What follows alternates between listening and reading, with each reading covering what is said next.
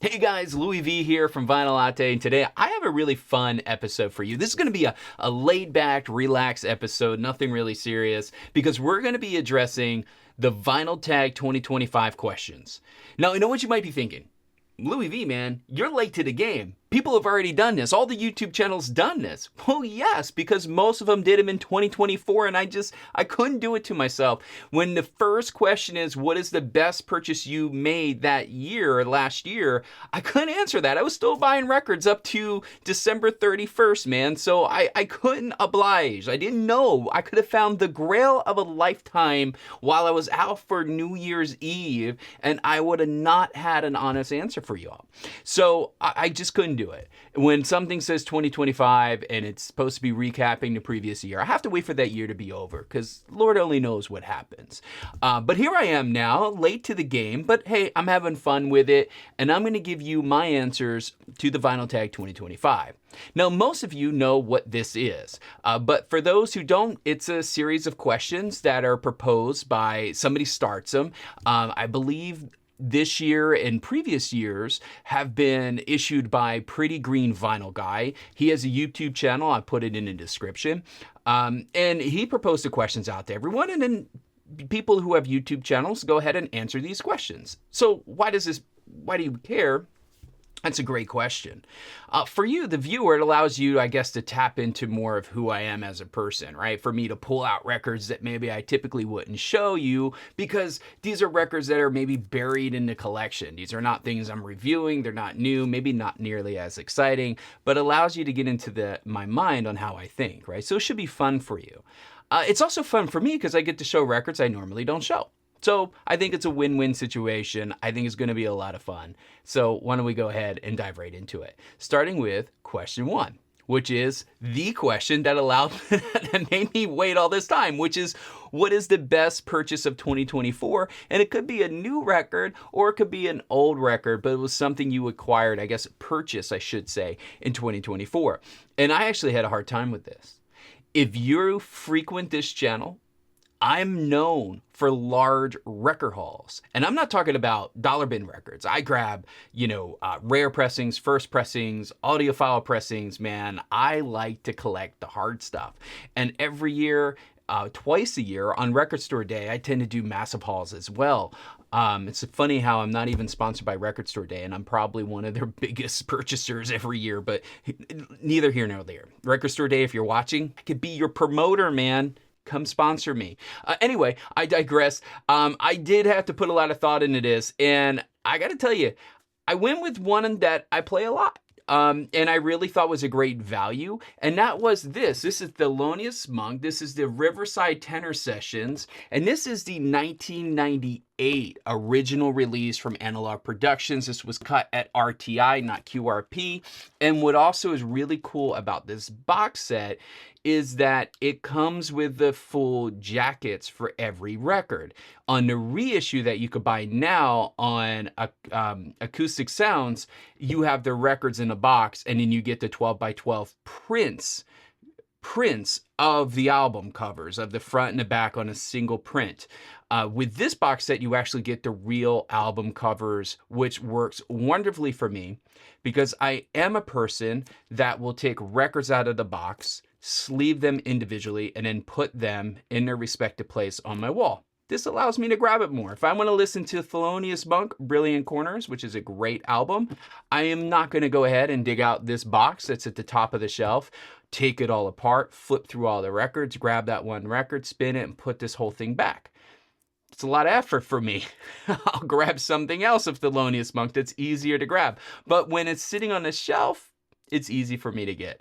Okay, so if you're not familiar with this box set, it captures Monk in his prime. It's got all of his brilliant side men, if you will. I think it really brings together some of the best in his quartet recordings. You got some deep interplay here with legendary tenors like John Coltrane's on here. And I think this is an essential collection if you love hard bop and complex yet swinging piano work. This is just brilliant. This is a brilliant must-have for jazz lovers. It really captures Monk in his prime. I really love it. It's one of my favorite box sets. It's my second most played box set.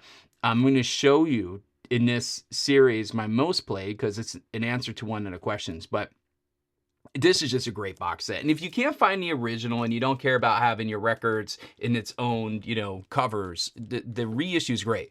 Oh, and one of the reasons why that was the best purchase of 2024 for me is because I nailed it all near mint.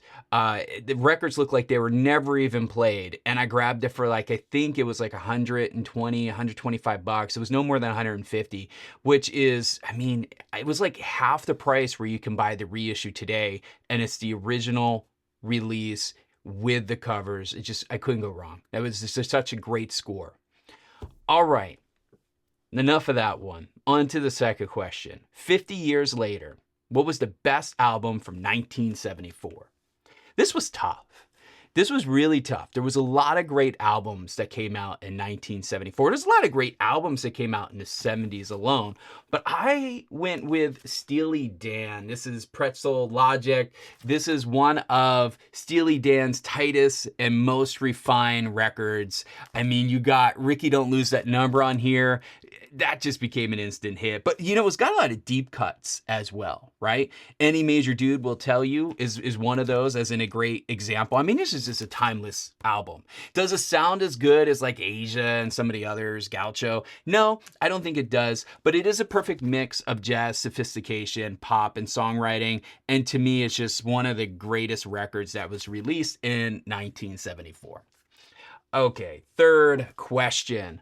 What is an album that defines a genre?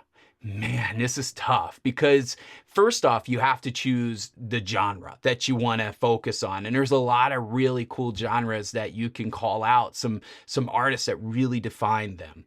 But I had to go with the Beatles, and this is Sgt. Pepper's Lonely Hearts Club Band. This is, to me, I think this is the blueprint of psychedelic rock, really set a new bar for concept albums. And quite frankly, I think it really changed the way that albums were made, from production to storytelling. So this blends, you got pop, you got rock, you got orchestration on here. You got experimental elements. This album is still a major influence to so many people. And I really think that it really helped define the psychedelic era. Oh, right. So the next question is, what is the best band from your home country?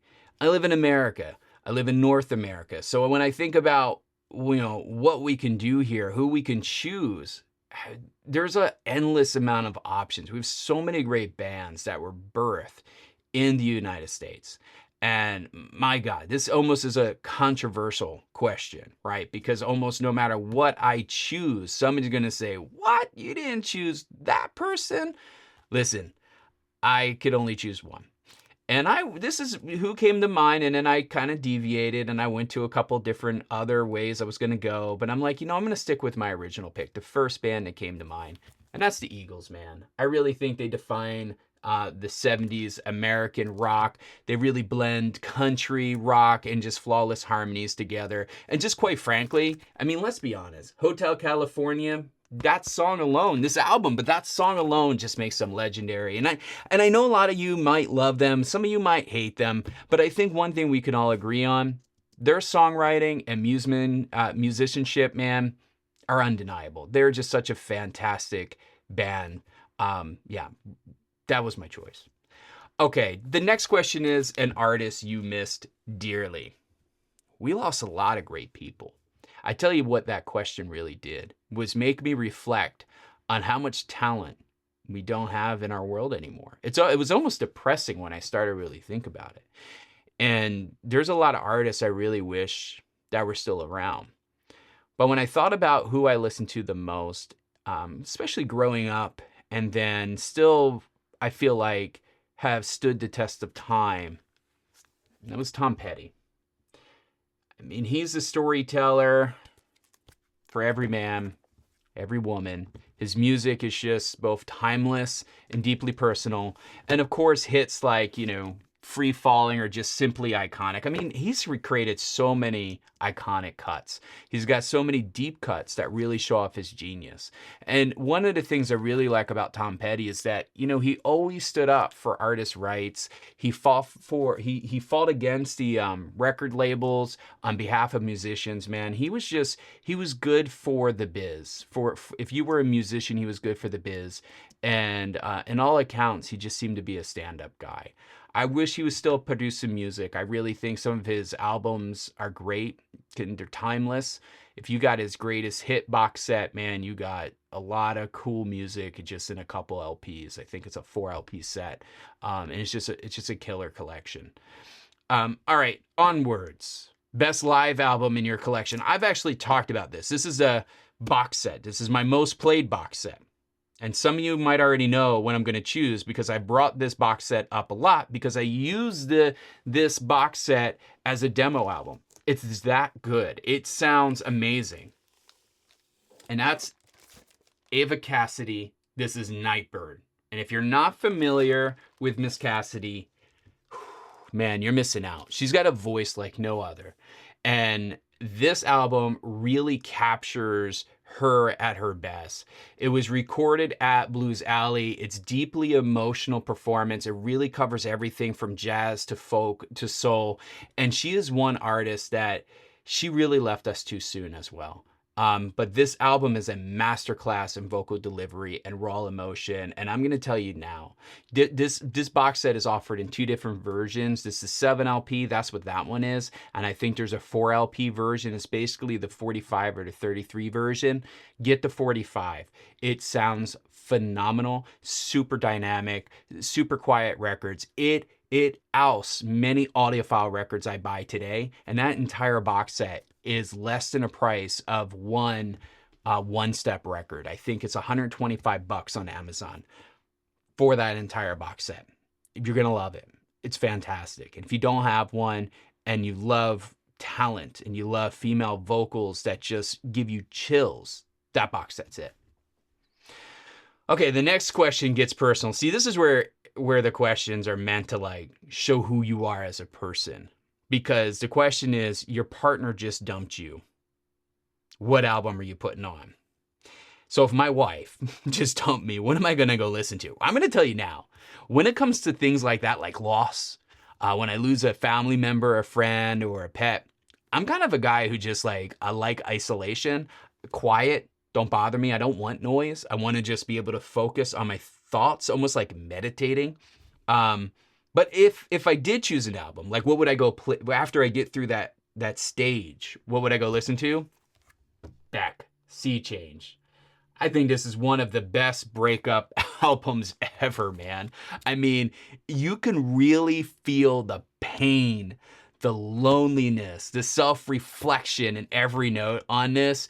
And if you don't know, Beck actually wrote this album or like 2 months after he broke up with, I think it was his girlfriend or whatever. So he was going through some tough times. And this is really a departure from his usual style. You know, you got sparse in instrumentation on this record. It's got a lot of haunting lyrics. I mean, I think just the combination of feeling how he felt and you kind of going through the same, I think those emotions just would connect. And I think you would feel it even harder. So this is what I would grab if I just got dumped. Okay, the next question is best sounding drums on an album. Another tough one. There is some fantastic drummers out there, right? So do you pick somebody who just has raw talent, or do you really go by the definition of the question of best sounding drums, best sounding on an album? I really took it on a very literal way. What is the best sounding I've ever heard drums? And that was Steely Dan's Asia. I mean, this to me is freaking amazing. Steve Gadd's work on the title track alone is legendary. Every drum sound on the album is crisp, is warm, it's just perfectly placed in the mix. Has to do with how they put this album together. That's a whole different story. But this is audiophile level drumming at its finest, especially on Peg. I mean, just Home at Last. You just got... I don't know if you can hear the drums any crisper and clearer than on Steely Dan AJ, especially if you have a really good pressing of it. Favorite artist who is a member of 2 or more bands. I didn't know if this meant like they had to be in 2 or more bands at the same time or not. When I was watching other YouTubers answer this question, they seemed to be grabbing people who kind of like were in different bands at different times. And that was the approach I took. And this could be because, the last question had to do with drums because I picked a drummer. I also will say this guy he's a fan and supporter of the show. We did some work together here. We did a live event together, but I had to go with Matt Sorum, man. Drummer for Guns N' Roses, Velvet Revolver, The Cult. He even started out with Tori Amos's first band, I think the first record, which was Why Can't Tori Read? But man, this guy's got a serious rock pedigree. And his drumming just brought to me, I feel, really just brought power and precision, especially in the GNR's Use Your Illusion era, man. It was just killer drum work. And when I listen to that album, I think it's proof that sometimes the backbeat is just as important as the front man. And I wanted to pick a drummer too, because so many people have picked singers or lead guitarists. I wanted to pick the people that really define the music, like charge the music forward. And I think drummers are sometimes not only they usually the most underpaid in a band, but they're also the ones that people just don't think of. So Matt, that one's for you, buddy. Okay, next question. This is a loaded question. This is where you get apples and rotten fruit thrown at you, because this question's loaded, man. Beatles or Stones? How do you choose? How do you choose from 2 great bands? This one was tough. This was really, really tough. I went back and forth on this for a little while, but I went with what I kind of listen to the most. And when I think about what I listen to the most, it's like when I'm streaming, when I'm driving, when I'm walking, when I'm traveling, when I'm working, I got music on in the background. And I had to pick the Stones. I think that they're grittier, blueser. I think that they're a little bit more rawer than the Beatles. I feel like the Beatles is something I put on because I want to sit down and listen to the Beatles. The Stones, and they're everywhere, man. You weren't having a good time, you're having a party, you put on the Stones. You're driving in your car, you can put on the Stones. I just love it, man. And albums like Sticky Fingers and Exile on Main Street, they still sound fresh. Some of the songs, maybe the lyrics didn't age so well. We could talk about it another time. But for the most part, those albums still, they sound fresh. Jagger and Richards really just kept that edge. They never let it fade. They just came out with Hackney Diamonds not that long ago. I think it won like Rock Record of the Year, which I don't think was warranted worthy. Sorry. I think there was a lot other rock records that could have won that, but you know what it did say is that they didn't lose their style and they could still put together a record, man. And they're old. I mean, they're still rocking. They're still rock stars and they're old. So yeah, I don't know. I would love to get your answers in the comments below. Beatles or Stones? Tell me in the comments below. What would you choose? Okay. Next one up is you found a bag of weed. What are you going to listen to? The nice thing is they didn't say you had to smoke the weed, right? Because I just don't do that. And I think you found out on the community, a lot of folks don't do that in the community. But let's just theoretically say that I found a bag of weed and I enjoyed said weed. What would I go listen to? How could he not pick Peter Tosh, Legalize It? Seriously, to me, this is the perfect choice. It's laid back. It's full of revolutionary energy. I don't know. I don't know I like this album as it is. I can imagine I would enjoy it a lot more if I was a little bit stoned. Hey, I almost went with Marley. I think Tosh kind of brought a darker, more militant tone to reggae than Marley. And I think, I think that would fit with that vibe a little bit more. On this album, every track is just smooth. It's got like a rootsy side to it. And I don't know, man. I just think that when in Rome, you might as well play Legalize It if you were in that state of mind. That's kind of how I thought about it. So I don't know. Okay.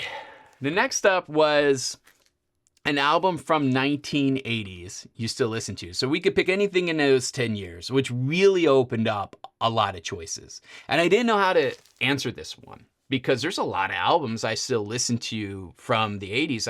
Honestly, I think 70s and 80s were prime for great music. I'm a 90s person as well. I like a lot of 90s rock.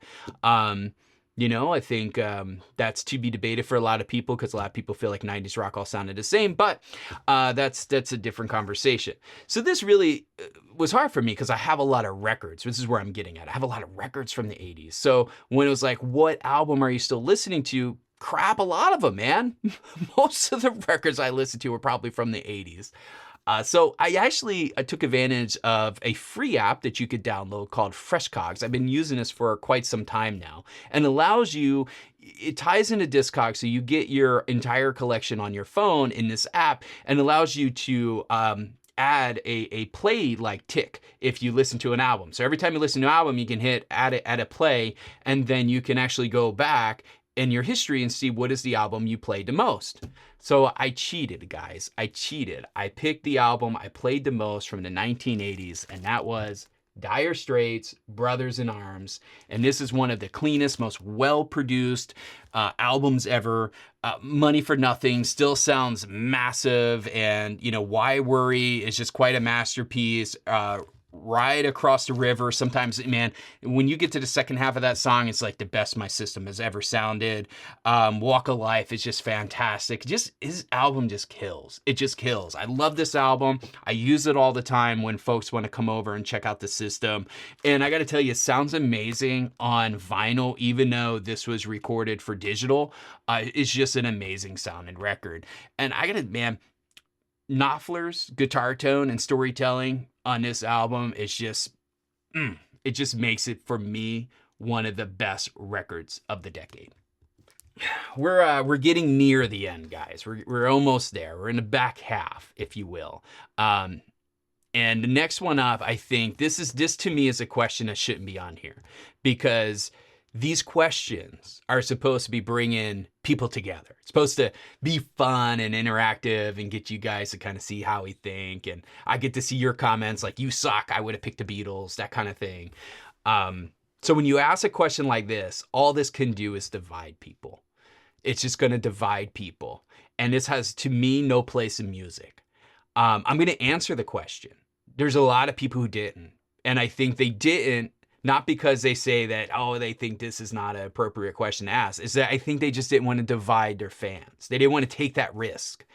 I'm going to answer the question because I love you guys. And I know that I'm going to answer this question to how I feel.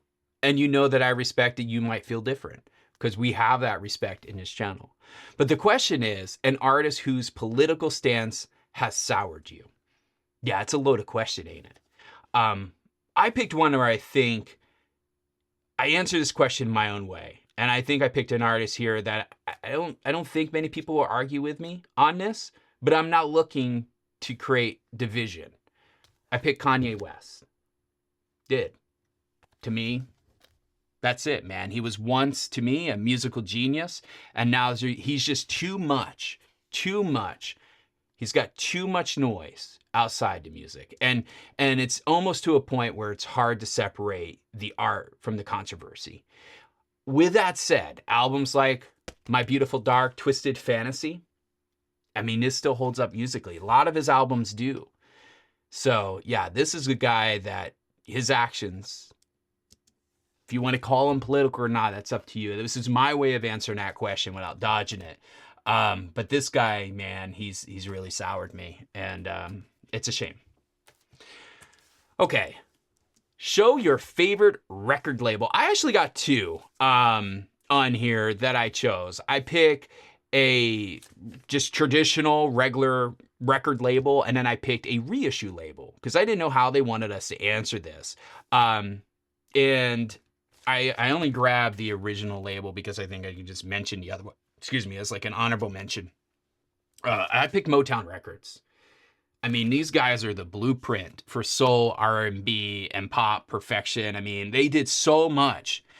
They would have meetings on how they can get the best sound out of an album. I mean, these guys train people to be stars. They actually had classes on how to act, how to dance, how to propose yourself, how to take pictures, how to conduct interviews. I mean, everything. This was a school. This was a school for music for folks. They took people in that had talent and they perfected that talent and came out with records that sounded good. And that's what they wanted. They were producing audiophile quality records before people even knew what that was. And it's hard to grab a Motown record and not like it. Motown to me is just, anytime I see a clean Motown record that I don't have in a collection, I just pick it up. I don't even care who it is, what's on it. I know it's going to sound good. I know the music on it's going to be good. It's just such a solid, consistent label that has great music on it. And the music that, quite frankly, is very approachable. I mean, you could anybody can listen to this music at any age, any background. Like, I got people that live in Europe come over. They don't speak English. I could put this on. You could see them moving to the music, right? To me, that's where music is the universal language, because it doesn't matter even what they're saying. They could feel it. They could feel what the music's delivering, and Motown does that probably the best out of anybody. For the reissue label, Analog Productions, man. They're another label that you get consistency, usually across the board. If I see a Analog Productions record and I'm out shopping or something, I don't have to worry about looking up reviews to see if the record sucks or not. I know that the record's going to sound great when I take it home. I think I've only had like 2 records from them that I wasn't that satisfied with.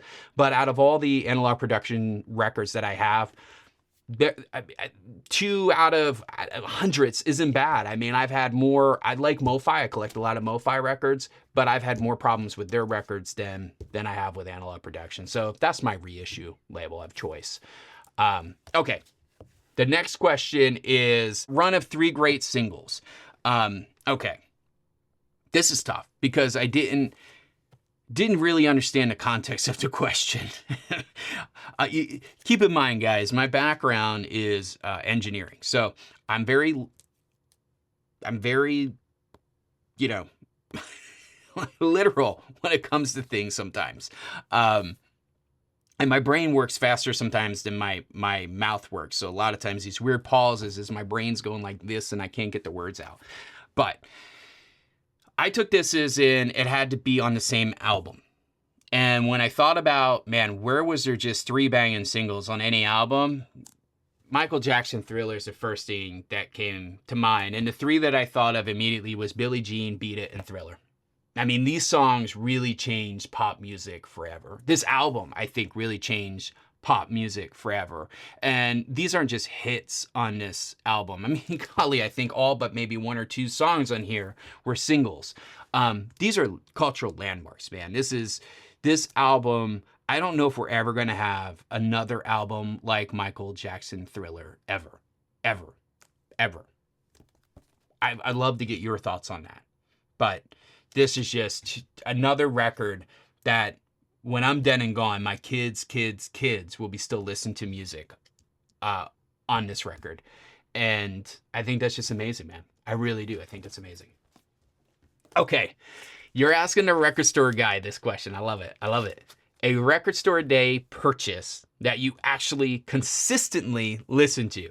So not just listen to once, but you actually, it's heavy rotated on your turntable.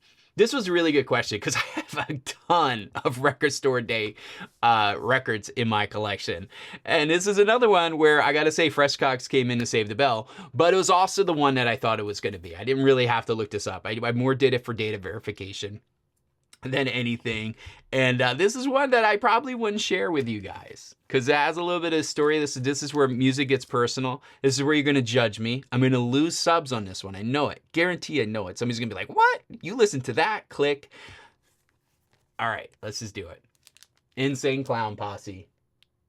The Great Milenko. Psychopathic Records. Yeah, that's it, man. I mean, two rapping clowns. The whole Dark Carnival thing. If you know, you know. If you don't know, you're like, what? And then that's the way it's supposed to be. Yeah, I was big into ICP when I was younger. Juggalo, whatever you want to call it at the time, fan. They call them juggalos and juggalettes. It was huge, man. We went, friends and I, we used to go to the concerts together. We were into the music hardcore. We ran a fan site for a long time when the internet was still itty bitty. We had a bunch of people from all over the world interacting with us on the fan site. I actually connected with Psychopathic when I was young, and they sent me a whole bunch of like promo swag to help give out to folks to turn them on to the music. And it was just when they signed Twisted. So I have like a whole bunch of like Twisted promo stuff. I still have it. I still have some of the stuff in a box in storage. But yeah, it was just an error of me, man. I went through this multi-year phase of really just into Insane Clown Posse. And what was, it's not my Great Milenko, I think is probably my second favorite album from them. I'm more of a Riddlebox guy. Again, if you know, you know, but I'm definitely more of a Riddlebox guy. And I probably listen to Riddlebox more than I do the Great Milenko.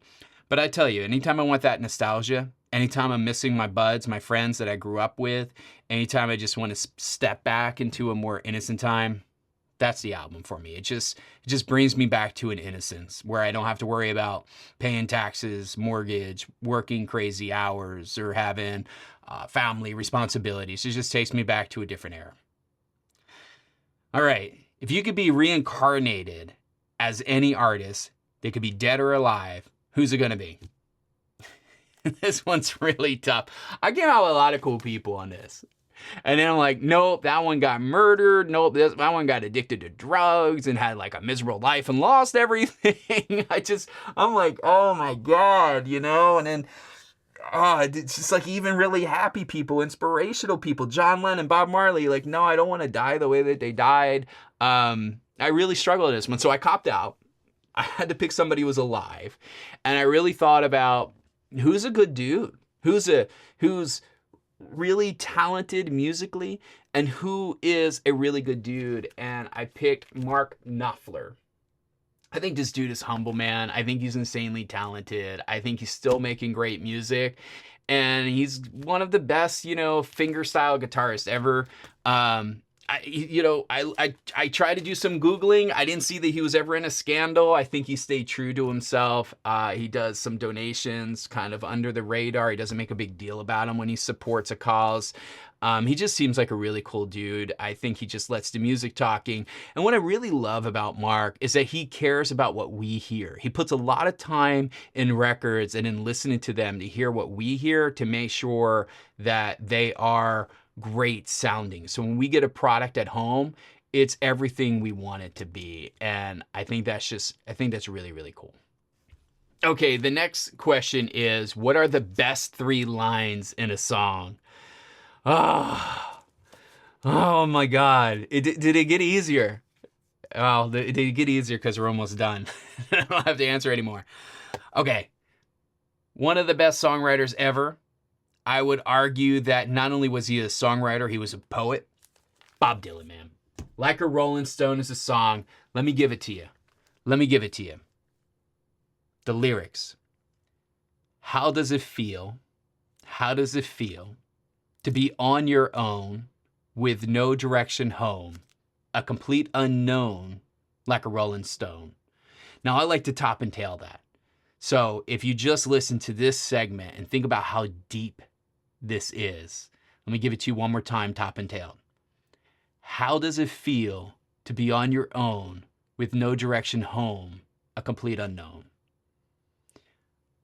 Whew, I'm getting chills just talking, just stating those lyrics, man. And that's why, to me, They are powerful lyrics. It's one of the most powerful lyrics ever written. I think when you really digest what he's saying there, it's just so impactful. And that song alone, God, I think it really changed rock history. It was a turning point for Dylan and the music. And I don't know. That's just a lasting song. And I think that's another song that's going to play on for a really long time. Generations later, that song's still going to be played, man. Anyway, shake it off.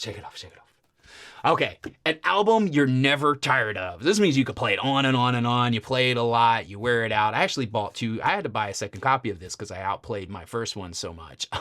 That's a true story. I had a different turntable at the time.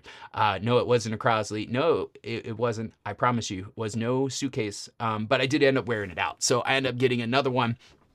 And this one's just a fun album for me. This is another one that yeah, you're gonna be like, what?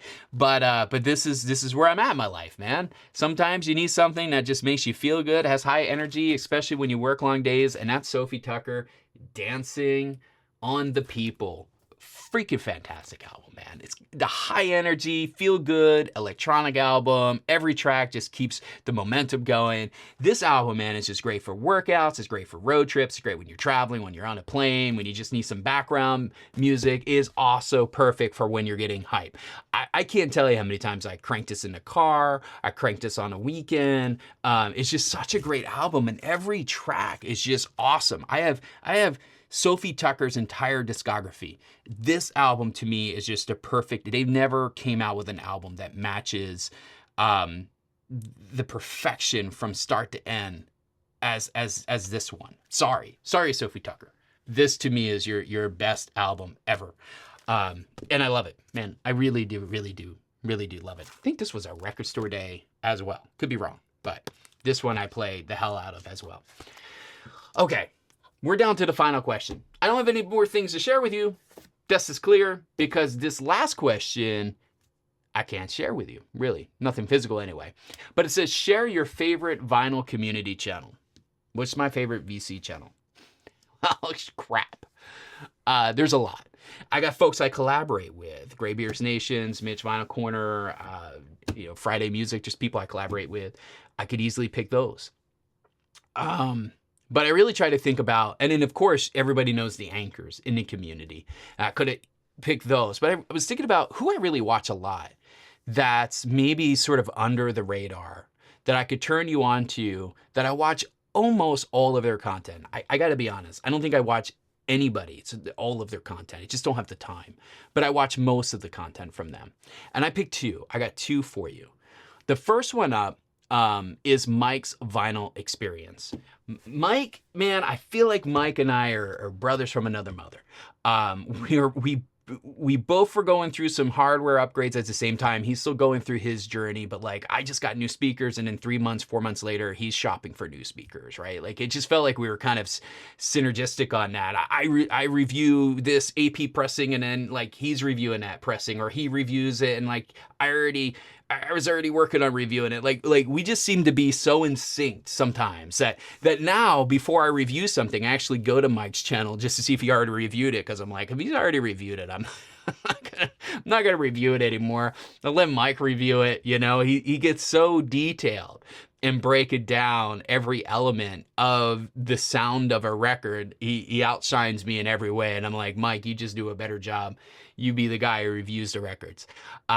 Great guy, humble, presents well, kind of more softer tone when he's talking to you. He's fairly relaxed, a little bit, that's where we are, a little bit polar opposite. So I come off a little bit more fast, I think, and a little bit more aggressive. But he's a really cool, laid back guy. And if you're not familiar with Mike's Vinyl Experience, you need to be, because he's doing a standout job. The second one is one that I really love for a couple of reasons. One, female in the VC. We need more. We absolutely need more women in this community. The second thing is she's killing it. She's killing it. She's grinding every day. She's creating tons of videos. She's out there networking. She's doing live streams. She's doing everything that you're supposed to be doing to build a community, and she is building a community. The third thing is that every time I watch her show, man, I get turned on to new music. Every time she has a video, I'm like, I've never heard of that. Never ever heard of that. So I keep learning every time I watch her stuff. And when I got a massive, you know, thousands and thousands of records in my hallway kind of guy, and somebody can still turn me on to something new, I'm in, right? And that channel's 8 Final Low. Emma, man, you're killing it. If you're not a fan, if you're not following Emma, you need to be. You really do. Mike and Emma need to go right on your subscription list. So be sure to check them out and hit subscribe. I think you're going to find that they're focused, they're honest, they're well-researched. They have tons of experience to share with you. And they're just honest people. They're honest people not trying to sell you something. They don't own a record store. They're not trying to push a product. They don't have a million sponsors trying to throw things down your throat and turn you guys the wrong way. They're just honest people sharing their experience and their views, which I think is just awesome. And it's starting to get rarer in our space. So yeah, they're really cool. Anyway, that wraps us up, man. That is Vinyl Tag 2025. I stumbled through it. You know, I hope that you enjoyed it. I hope you made it this far. If you did, please hit the like button so I know you made it this far. And drop me your comments. I would love to know what some of your picks are. You don't have to give me answers to all the questions, but if you want them, I'll put them in the description so you can give me your answers to all the questions. But if there's a couple you just want to call out, go right ahead. I'm curious to know your thoughts because that's what this is all about. It's about the community and connecting with it, and I want to connect with you. So please share me your thoughts, and while you get those typed away on your keyboard and entered into the comments, I'm going to grab a cup of Joe, and I'll see you on the next video.